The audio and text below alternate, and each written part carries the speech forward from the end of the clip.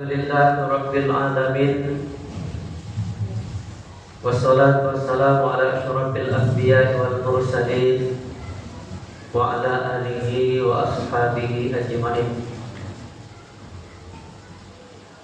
Bapak-bapak, ibu-ibu, sama-sama kita berniat beriktikaf di masjid yang kita cinta ini sunnah karena Allah. Marilah sama-sama kita bersyukur kepada Allah Subhanahu wa taala. Pada malam hari ini kita masih lagi diberikan oleh Allah nikmatnya berupa nikmat kesehatan, kesempatan, nikmat iman, Islam dan ihsan, sehingga hati kita tetap mau datang hadir ke masjid ini, karena kita tahu bahwa apakah tahun depan kita masih bisa hadir lagi ke masjid ini. Tetapi kita tetap optimis, kita tetap bersemangat. Di tahun yang akan datang kita disehatkan oleh Allah, diberkahi oleh Allah umur kita semuanya, amin. Karena kita tidak tahu pada tahun yang semalam masih ada lagi jemaah itu bersama dengan kita, tetapi pada tahun ini jemaah itu, kawan-kawan kita itu sudah tidak ada lagi duduk bersama dengan kita. Mungkin ada yang sudah berada di dalam kuburan. Maka tidak ada yang harus kita perlu banggakan, tidak ada yang perlu harus kita sombongkan, tidak ada yang perlu harus kita tinggikan di dalam kehidupan kita ini, karena semuanya itu adalah titipan dari Allah Subhanahu wa taala. Bahkan nyawa kita ini pun adalah titipan dari Allah.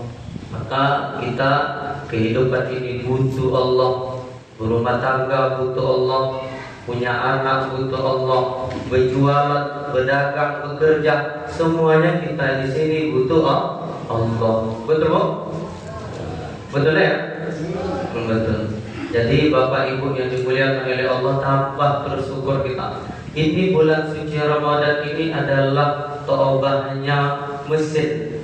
Mesin itu ketika dihidupkan, nanti setelah dipanjangkan atau diberikan oleh Allah kesempatan kita lewat daripada bulan Ramadan ini, setelah Idul Fitri langsung berjalan terus, masjid ini tetap ramai, masjid ini tetap makmur dan jamaahnya tidak ada berkurang-kurang kecuali sakit. Itulah makna daripada bulan suci Ramadan ini.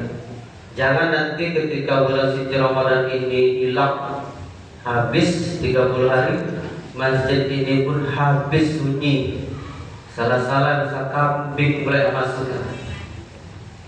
Karena sudah ada kejadian di Padang Sidempuan, Bapak Ibu.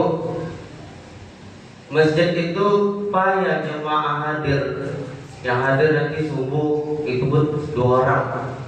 Jadi lama kelamaan kambing masuk.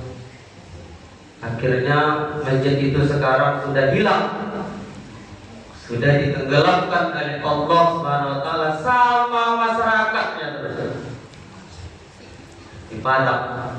Jadi kita berdoa kepada Allah, ini kita ke masjid bukan karena apa-apa, bukan karena siapa, bukan karena bangga-banggaan, bukan karena menunjuk-nunjukkan, tetapi kita melatih mesin hati kita ini semoga terus bisa istiqomah dan terus bisa hadir nanti ke masjid ini, memakmurkan masjid ini. Semoga kampung kita ini tetap dicurahkan oleh Allah keselamatan, keamanan dan rezeki yang berkah.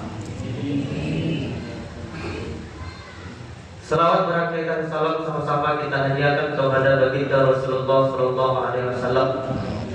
Mudah-mudahan dengan salawat tersebut kita mendapatkan syafaatnya sampai kiamat akhir kelak nantinya, amin. Berkat salawat itu kita punya anak-anak itu menjadi anak-anak yang soleh dan soleha, yang bisa mendoakan kita ketika kita mati. Ibu, bapak, ada anak, ketika ayah yang sudah mati terbujur, mama yang sudah mati terbujur, itu mati itu bahasa Al-Quran tuh. Kalau bahasa kita meninggal, kalau bahasa Al-Quran mati.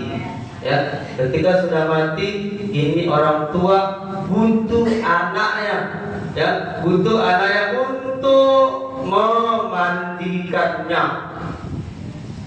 Wahai anakku sayang, mandikan mamamu ini untuk terakhir kalinya. Dulu kamu ketika aku kandung, aku lahirkan, aku mandikan kamu sampailah kamu pandai mandi sendiri. Ini kadang-kadang anak pun disuruh mandikan, ngeri dia sama mama, ngeri, takut, ya jijik dia sama ayah. Alasannya sedih, alasannya tak bisa karena tidak mau belajar. Ini masjid, semua kegiatan dilakukan di masjid ini. Maka ketika kita gantungkan hati kita ke masjid, tak ada risau, tak ada risih, tak ada gelisah di dalam hati kita untuk duduk lama-lama beriktikaf di masjid ini. Ini karena duduk sebentar risau. Nanti kalau imamnya panjang bacaannya, panjang kali baca imam ini, sampai malas di masjid ini.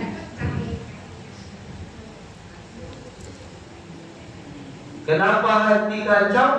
Karena ada penyakit, ada hawa, ada nafsu, ada iblis, ada dunia, ada setan yang menggoda ketika kita melakukan ibadah.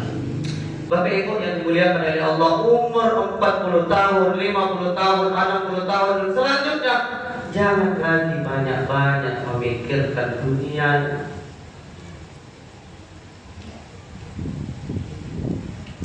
Itu kita bakal dicabut oleh Allah nyawa.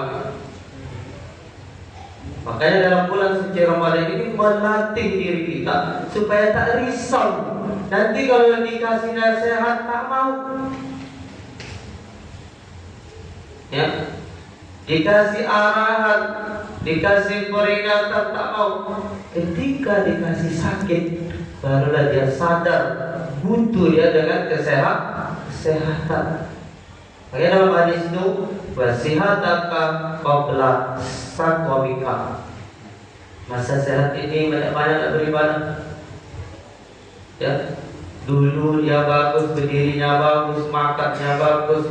Sekarang sudah ada yang stroke, sudah ada yang datang gula, sudah ada yang asam urat, sudah ada yang kepalanya pening, sudah ada kepalanya berat.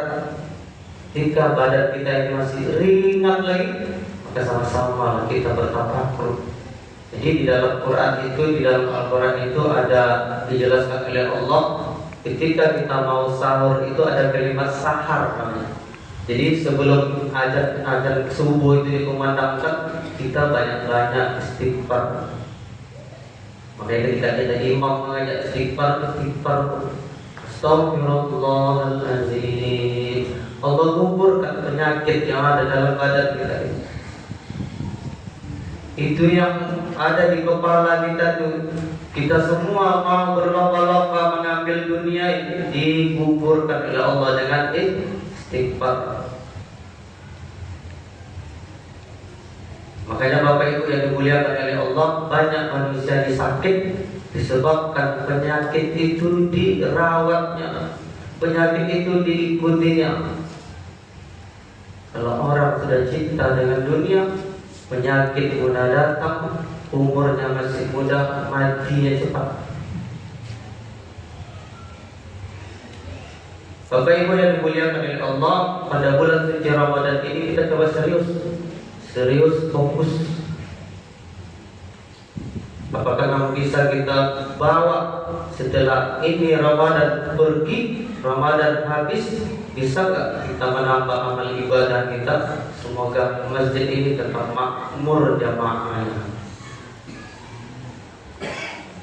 Ini pada bulan ini ada namanya Lailatul Qadar, ini bukan? Ya, ada pertukaran ayat, inna anzalnahu fi lailatul qadar. Ada 1000 bulan. Itu di situ kita ketika sholat tarawih ini pulang jam 2:30 nanti malam, bangun, jangan banyak tidur. Jangan banyak tidur. Benomat 2 rakaat yang kita kerjakan di rumah. Sholat tahajud. Disitulah nanti di celah-celah 5 menit sebelum itulah Lailatul Qadar datang. Karena Lailatul Qadar itu tidak ada yang bisa mentafsirkannya sampai saat ini. Jadi ketika ada hati suntuk, risau, berarti itu mulai datang penyakit. Bapak Ibu yang dimuliakan oleh Allah Subhanahu wa taala, makanya ada syair ini ya. Elok-elok Tuhan bergantung, jangan berpegang di batang rapuh. Di batu besar jarang tersandung, ulah kerikil banyak yang jatuh. Bagaimana Pak? Kita bersandarlah kepada Allah, jangan bersandar kepada manusia. Manusia rapuh. Rumah yang kita tempati itu rapuh. Apa yang kita simpan, apa yang kita tengok, apa yang kita lihat itu rapuh, habis. Apa yang kita bawa? Iman ilal ladina aman iman. Maka ketika diberi nasihat, ini malaikat hadir di sini Bapak Ibu. Nampak Ibu ada malaikat maut? Nampak? Ada rasanya? Ada. Saya nampak. Malaikat maut, malaikat rahmat. Maka dari kita coba serius dan fokus. Ya. Ketika Jibril, wahai Jibril, kata Allah, pergi kau datangkan lembu yang berkubang di sawah. Didatangkan oleh Jibril lembu yang berkubang. Ditanya oleh Jibril, wahai lembu, kerbau, ketika kau diciptakan jadi lembu, jadi kerbau, apa perasaan? Dijawab oleh lembu, Bapak Ibu, aku bersyukur kepada Allah dengan nikmat yang dijadikan oleh Allah. Aku seperti lembu ini masih mendingan lagi katanya dibandingkan kelelawar. Kelelawar itu dia mandi dengan kencingnya lagi. Langsunglah Jibril mendatangkan kelelawar. Wahai kelelawar, apakah kau senang diciptakan Allah menjadi kelelawar? Kata kelelawar, alhamdulillah, bersyukur aku diciptakan seperti ini. Atas nikmatnya ini aku tetap berzikir kepada Allah. Ketimbang cacing katanya. Cacing itu berjalan dengan perutnya. Bapak Ibu, datang Jibril kepada cacing. Wahai cacing, engkau diciptakan oleh Allah di dalam tanah, berjalan dengan perut, tak bisa melihat dunia ini. Apakah kau senang? Apakah kau bersyukur? Kata cacing, aku bersyukur wahai Jibril. Sampaikan kepada Allah terima kasihku kepada Allah ketimbang manusia. Kata cacing, ada apa dengan manusia? Makanya Allah tegaskan dalam Al-Quran, فَبِأَيِّ آلَاءِ رَبِّكُمَا تُكَذِّبَانِ.